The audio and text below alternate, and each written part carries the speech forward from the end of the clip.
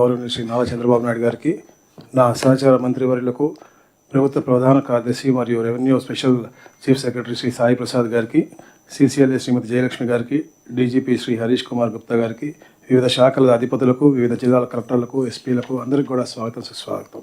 అలాగే అందరు హెచ్ఓడీలకి, పత్రికా సోదరులకు కూడా.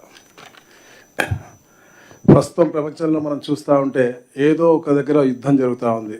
ఏ రోజు ఎంత విధ్వంసం జరుగుతుందో ఇతర దేశాల ప్రజల్లో భయాందోళనలు ఉన్నారు.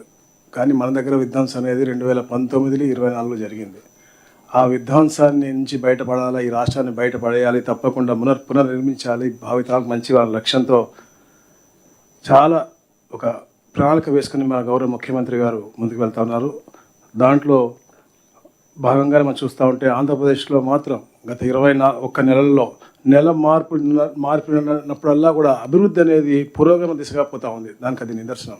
అలాగే ప్రతి ఒక్క రోజు కూడా ఏదో ఒక ప్రాజెక్టుకి ప్రకటనలో, శంకుస్థాపనలో, ప్రారంభోత్సవం జరుగుతూ ఉంది.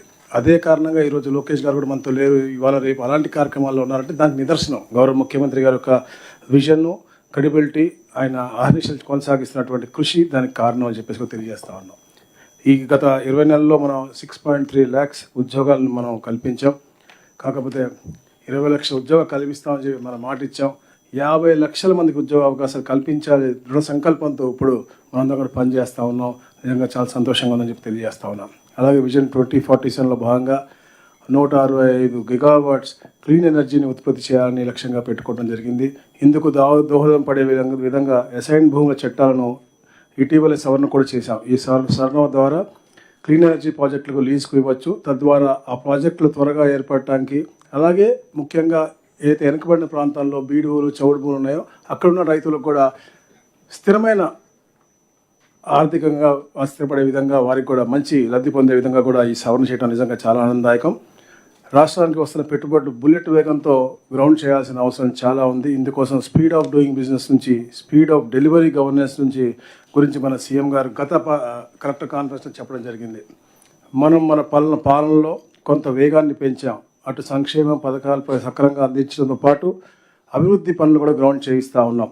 స్పీడ్ ఆఫ్ గవర్నెన్స్ని మరింత పెంచాల్సిన అవసరం కూడా ఉంది. అలాగే దాంట్లో కూడా మనం జాగ్రత్తలు తీసుకోవాల్సిన పరిస్థితి మనకు కనపడతా ఉంది. అందులో ముఖ్యంగా పబ్లిక్ పర్సెప్షన్ 90% ఉండాలని చెప్పేసి గౌరవ ముఖ్యమంత్రి గారు ఇప్పుడు తెలియజేస్తూ ఉన్నారు. మనం ఆ విధంగా 90% వారికి ఆ పర్సెప్షన్ కలిగించే విధంగా పనిచేయడం మన బాధ్యత అని చెప్పేసి కూడా తెలియజేస్తూ ఉన్నాను. అలాగే రెవెన్యూ శాఖలో ముఖ్యంగా రిజిస్ట్రేషన్ కార్యాల్లో స్లాట్ బుకింగ్, డిజిటల్ సేవలు, సిబ్బంది ప్రవర్తనపై సంతృప్తి మాత్రం మంచిగా వ్యక్తమవుతూ ఉంది. సంతోషకరమైన వార్త.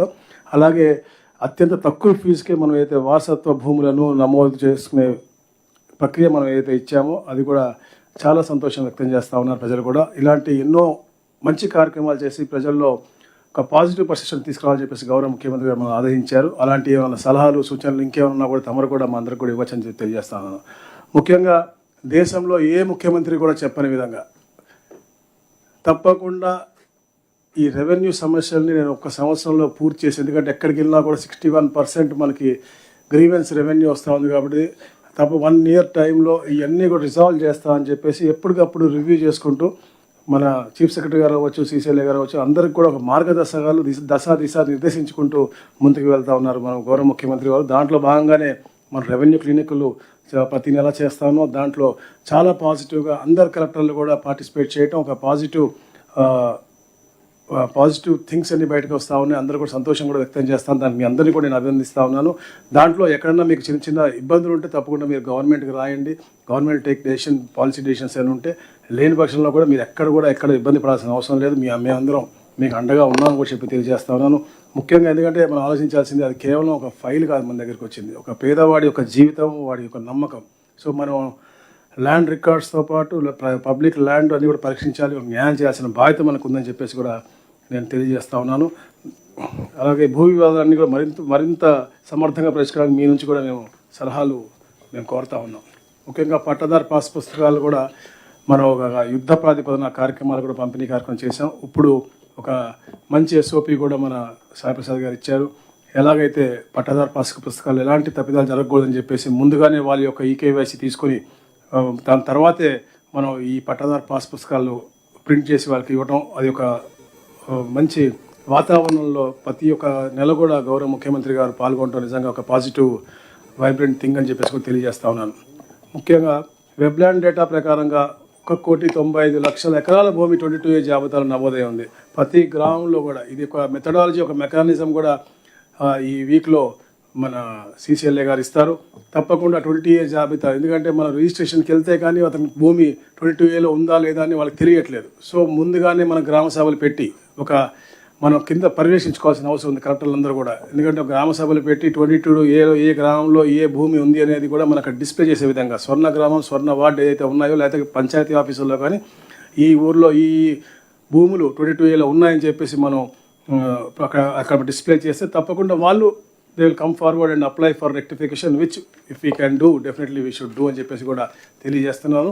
అలాగే ఏదైనా మళ్ళీ చెప్తాను, ఏదైనా పాలసీ మ్యాటర్ ఉంటే తప్పకుండా మీరు గవర్నమెంట్కి రాయాల్సిందిగా కోరుతా ఉన్నాను. అలాగే ముఖ్యంగా భాగస్వాములైనటువంటి మన ఇతర వాళ్ళతో కూడా మనం మాట్లాడుకుంటూ వారి సమస్య కూడా పరిష్కరించాల్సిన అవుతుంది. క్షేత్రస్థాయిలో కొన్ని ఇబ్బందులు ఉన్నాయి, సర్వేయర్తో అవ్వచ్చు, అవి కూడా మీరు కూడా డిస్కస్ చేసి భాగస్వామ్యం చేయాల్సి ఉంది. ఎందుకంటే GSWSలో ఏదైతే ఇబ్బందులు ఉన్నాయో గౌరవ ముఖ్యమంత్రి గారు నిన్నే ఆదేశించారు. ఉప ముఖ్యమంత్రి గారు అధ్యక్షన ఏదైతే GOM ఉందో కూర్చుని ఆ GSWS సమస్యలను కూడా పరిష్కరించాలని చెప్పేసి, ముఖ్యంగా ఎందుకంటే టార్గెట్ ఓరియంటెడ్గా చేస్తా ఉన్నాం కాబట్టి రీసర్వే చేసే వాళ్ళు ఎవరిని కూడా వేరే పనులకి ఉపయోగించకూడదని చెప్పేసి గౌరవ ముఖ్యమంత్రి గారు ఆదేశించడం జరిగింది. మీరు తప్పకుండా అది క్షేత్రస్థాయిలో అమలు చేయాలని చెప్పేసి కూడా నేను కోరుతా ఉన్నాను. గౌరవ సెక్రటరీ మా కాటనేని భాస్కర్ గారు కూడా అదే రిక్వెస్ట్ చేస్తూ ఉన్నాను. రీసర్వే వాళ్ళని వేరే పనులకి చేయదని చెప్పేసి మరొకసారి రిక్వెస్ట్ చేస్తూ, వారికి అందరికి కూడా అయితే బేసిక్ పేస్ ప్రాబ్లమ్స్ ఉన్నాయో అన్నీ కూడా గౌరవ ముఖ్యమంత్రి గారి దృష్టికి తీసుకెళ్ళాం. త్వరలో అవన్నీ కూడా సాల్వ్ చేస్తామని చెప్పి తెలియజేసుకుంటూ, మరో 3 నెలల్లో ఈ ప్రభుత్వం 2 ఏళ్ల పాలన పూర్తి చేస్తూ ఉంది. ఇప్పటికే మనం ఎన్నో విజయాలు సాధించాం, కానీ ప్రజాసేవలో పరిమితులు అనేవి ఉండవు. మరి ఇంకా మంచిగా చేయాల్సిన అవసరం ఉంది. రానున్న కాలంలో మనందరం మరింత కష్టపడి పనిచేద్దాం. మన పాలన పట్ల ప్రజల్లో సంతృప్తిని 100% తీసుకెళ్తానికి కృషి చేద్దామని చెప్పి తెలియజేసుకుంటూ, జై స్వర్ణాంధ్ర, జై Hind. Thank you everyone and welcome to the collector conference. Thank you.